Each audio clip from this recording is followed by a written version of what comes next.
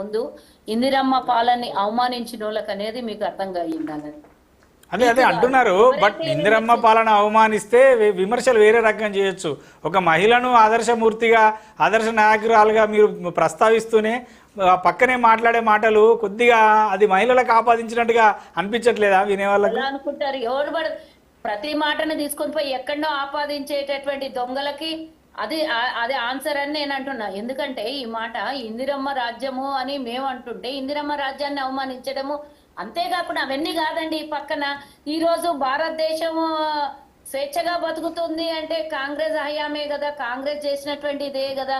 దానికి మళ్ళీ వాళ్ళు ఇందిరమ్మ రాజ్యంలో ఈ రోజు స్వేచ్ఛగా భూమి లేనోళ్ళు భూమి వ్యవసాయం చేసుకున్నారు, ఇండ్లు లేని వాళ్ళకి ఇండ్లు వచ్చినాయి, ప్రతి పథకం అమలైనది. దానికి కాదనేటోడు ఎవరైనా ఉన్నారు అని అంటే నిజంగా విమర్శించే వాళ్ళకు బుద్ధి జ్ఞానం ఉండాలి. ఆ జ్ఞానం లేకుండా విమర్శించి ఇందిరమ్మ ఇళ్లకి అంతెందుకండి. ఒక మాట ఈ సందర్భంగా నేను ఒక మాట అడుగుతా, బీఆర్ఎస్ వాళ్ళకి అడుగుతా. నేను కేటీఆర్ ప్రతిసారి అంటాడు కదా, ఈ మధ్యన కవిత కూడా నేర్చింది ఆ మాట, మొన్న ఎక్కడో ఇంటర్వ్యూలో నేను చూసిన. రాజీవ్ గాంధీ విగ్రహం పెడితేనంట ఆ విగ్రహాన్ని తీసుకొని పోయి గాంధీ భవన్ లో పెడతాడంట. పెడతావా చెప్పండి. సరే, ఇప్పుడు చర్చ విగ్రహాల వైపు కాదు కానీ మేడం చర్చ విగ్రహాల వైపు కాదు కానీ ఈ 18 నెలల్లో కాంగ్రెస్ పార్టీ, సరే అది కూడా మాట్లాడదాం, డిబేట్ చేద్దాము. ఈ 18 నెలల్లో కాంగ్రెస్ పార్టీ తెలంగాణ రాష్ట్ర ప్రజలకు ముఖ్యమంత్రి రేవంత్ రెడ్డి గారి నాయకత్వంలో మీ ప్రభుత్వం చేసినటువంటి అభివృద్ధి సంక్షేమ కార్యక్రమాలు ఏమిటో చెప్పడానికి నేను రెడీగా ఉన్నాను, నాతో చర్చకు ఎవరు వస్తారో రండి అంటూ సవాల్ విసిరారు. దానికి కేటీఆర్ గారు సవాల్ స్వీకరించారు, చర్చకు రెడీ అంటున్నారు. మీరేం చేశారో చెప్పడానికి మీరు రెడీగా ఉన్నారా? ఉన్నది అన్నప్పుడు నేను మాట్లాడుతుంటే దాన్ని చెప్పనిస్తలేరంటే చెప్పండి, మాట్లాడండి. చెప్పిండా సుజాత మాటలకు ఎదురు మాట్లాడనీయకుండా నోరు మేడం మీ గంట సమయం ఉంది, మీరు ఇప్పుడే మొదలు పెట్టారు, ఎందుకంత తొందరపడతారు? నాయకులకు అధికార పార్టీ వాళ్ళకు ఓపిక ఉండాలి. స్టార్ట్ అయింది ఇప్పుడే 1 అవర్ డిబేట్, చాలాసేపు మాట్లాడచ్చు. ఆ మాటను డైవర్షన్ చేస్తున్నారు అని అంటే నాకేమో డౌట్ వస్తుంది. కేటీఆర్ ఫోన్ చేసి సుజాత మాటలు మీరే కదా రోజు ఫోన్ లో నాతో మాట్లాడారు, మీరు కూడా ఫోన్ చేసి చెప్పారు అనుకోవాలి. అట్లా నేను జర్నలిస్ట్ అండి, నేను లైవ్ లోనే ఉన్నాను కదా, నేను ఎప్పుడు కూడా వాళ్ళలాగా అవసరం లేదు వాళ్ళకి. ఎందుకంటే ఫోన్ లో ట్యాపింగ్ చేయడము, ఎవరేం మాట్లాడుకుంటున్నారో వినడం అలవాట్లు కాబట్టి ఎవరికి ఏ టైంలో ఏం చెప్పాలో చెప్పే అలవాటు ఉంటది కాబట్టి మీకు ముఖ్యమంత్రి రేవంత్ రెడ్డి గారు కూడా నాకు పర్సనల్ గా తెలుసు, వారు నన్ను పేరు పెట్టి పిలుస్తారు. నాకు వారితో నాకు అందరు రాజకీయ పార్టీ నాయకులతో ఉంది. అందుకే అంటున్నాను నేను, రేవంత్ రెడ్డి గారు ఫోన్ చేసి చెప్పారు అనుకోవాలా? మాకేమో మీరు జర్నలిస్ట్ గా తెలుసు, కానీ కేటీఆర్ కి అనేది ఫోన్ లో ట్యాపింగ్లు చేసి ఎవరేమి పర్సనల్ అనేది తెలుసు కదా. సరే, ఆ చర్చ మళ్ళీ ఆ అంశాన్ని మళ్ళొకసారి మాట్లాడదాం. మనం ఇవాళ డిబేట్ ఏంటంటే మీ ముఖ్యమంత్రి గారు చేసిన సవాలుకు డిబేట్ లోకే వస్తున్నాను, నో ఇష్యూ, నేను మాట్లాడతాను పూర్తిగా.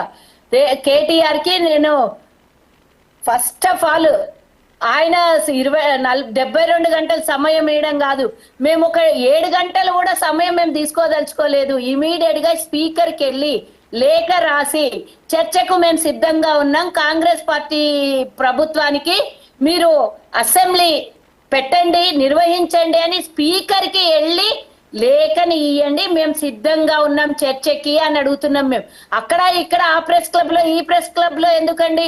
రాజకీయంగా రాజ్యాంగబద్ధంగా చట్టబద్ధంగా రూపుదాల్చేటటువంటి ఈ వ్యవస్థ ఎక్కడైనా ఉందంటే అసెంబ్లీ. అది శాసనసభలో మనం శాసన నిర్మాణం చేస్తాము, చట్టం చేస్తాము.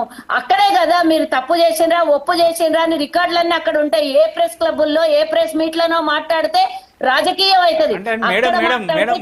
సుజాత గారు ఇక్కడ వినాల్సింది ఏంటంటే, మీరు ఎక్కడైనా పెట్టండి, నేను వస్తాను. స్థలము, డేటు, సమయం వినండి వినండి వినండి. వారు ఏమిచ్చారు ఆప్షన్ అంటే, ముందు మీకే ఆప్షన్ ఇచ్చారు, అధికార పార్టీ కాబట్టి, ముఖ్యమంత్రి గారు కాబట్టి మీరు ఎక్కడైనా పెట్టండి వస్తాను. ఒకవేళ కుదరకపోతే సోమాజిగూడ ప్రెస్ క్లబ్ కైనా వస్తానన్నాడు. నిమిషము మీరు క్వశ్చన్ చేశారు, నాకు పూర్తి ఆన్సర్ చెప్పనియాలి. చెప్పండి. మీరు మాట్లాడుతున్నారు కాబట్టి నేను అంటున్నా, వారు సోమాజిగూడ ప్రెస్ క్లబ్ అని ఫస్ట్ అనలేదు, వారు సోమాజిగూడ ప్రెస్ క్లబ్ అని ఫస్ట్ ఎక్కడికైనా వస్తాను అది మీరు డిసైడ్ చేయండి అని చెప్పారు. అంటే ముఖ్యమంత్రి గారు డిసైడ్ చేయమన్నారు. ఆగండి, మీరు డిబేట్ లో కూర్చున్నట్టుంది నాతో ప్రతిపక్షంలో. రేవంత్ రెడ్డి గారు జర్నలిస్ట్ గా మీరు చెప్తున్న దాన్ని నేను మేము దాన్ని సరి చేయాలి ప్రభుత్వంలో కదా. ఉన్నాము, కావాల్సిన సెషన్స్ టైం ప్రకారం పెడతాం, ప్రతిపక్షంకి అవకాశం ఇస్తున్నాం మేము. ఈ రోజు మీరు ఏదైనా సరే ఏం కావాలన్నా మేము సిద్ధంగా ఉన్నాం, మీరు వెళ్ళి లేఖ ఇవ్వండి అని అడుగుతున్నాం. మాకు ఛాలెంజ్ చేయడం కాదు, స్పీకర్ కి ఇవ్వండి, మేము రెడీగా ఉన్నాం, సిద్ధంగా ఉన్నాం. ముఖ్యమంత్రి గారు ఎందుకు ఇస్తారు? అసెంబ్లీని మీకు సమావేశపరిచే మామూలు అధికారము ఒక్క అసెంబ్లీని నిమిషం. సమావేశపరిచే అధికారము అధికార మీకు పార్టీకే అర్థం ముఖ్యమంత్రికే కావట్లేదు. ఉంటుంది. మీకు అర్థం మీరు కావట్లేదు. పెట్టాలనుకుంటే మీరే పెట్టచ్చు. ప్రతిపక్షం లేఖ ఇవ్వడం ఒక అంశం అయితే మీరు ప్రతిసారి జర్నలిస్ట్ మీద ముద్ర వేయద్దు అట్లా. మీరు ప్రతిసారి నేను అడిగేదా, నేను రూల్స్ అండ్ రెగ్యులేషన్ చెప్తున్నా. నేను అసెంబ్లీ సమావేశపరచాలి అంటే అది ఆ అధికారం ఏ పార్టీ అధికారాలు ఉంటే వాళ్ళకే ఉంటది, ఆ ముఖ్యమంత్రి గారికి ఉంటది అని చెప్తున్నా నేను. మీరు అనుకుంటే మీరే పెట్టచ్చు. ఒక్క నిమిషం ఉండండి. ఒకవేళ స్పెషల్ గా సభలు పెట్టాలి అన్నప్పుడు దానికి రిక్వెస్ట్ ఉండాలి కదా. ఊరికేనే ప్రభుత్వం అనుకోగానే పెట్టేయాలి నా దానికి కాదు. ఈరోజు ప్రభుత్వం కోరుకొని, ప్రతిపక్షం కోరుకొని మాకు అనుమానాలు ఉన్నాయి. ఇదే కాదు, మొన్న జరిగినటువంటి నీటిది చంద్రబాబు నాయుడు ఇష్యూ అయినా సరే ఇది ఈరోజు ఛాలెంజ్ గా తీసుకుంటున్నాం మేము. ఈ ఇష్యూ అయినా సరే చట్టబద్ధం దాల్చాలి. నిజంగానే చట్టసభలో కూర్చొని మాట్లాడితే గనక రాష్ట్ర ప్రజలందరూ వీక్షిస్తారు, చూస్తారు. మాకు రేవంత్ రెడ్డి గారి మీద అబద్ధాలు మాట్లాడుతున్నాడు కాబట్టి అనుమానం ఉన్నది. ఇమీడియట్ గా మీరు పెట్టండి అని చెప్పి 24 గంటల్లో పెట్టమని లేఖ ఇచ్చిరమ్మని మేము సిద్ధంగా ఉన్నామంటున్నాం కదా. వారేమంటున్నారంటే ఈ సవాలైనా సరే మేము న్యాయబద్ధంగా మాట్లాడడానికి సిద్ధంగా ఉన్నాను అంటున్నారు కదా. వాళ్ళు కూడా సిద్ధంగా ఉన్నారంటున్నారు. రావడానికి ఏమైనా పని పాట లేదా మాకు? ఈ రోజు ఇడికి రమ్మంటాడు, రేపు ఇంకో చోటకి రమ్మంటాడు. మేము సిద్ధంగా ఉన్నాం, చట్ట ప్రకారంగా మాట్లాడడానికి మేము సిద్ధంగా ఉన్నాం. రండి, చర్చకు రండి.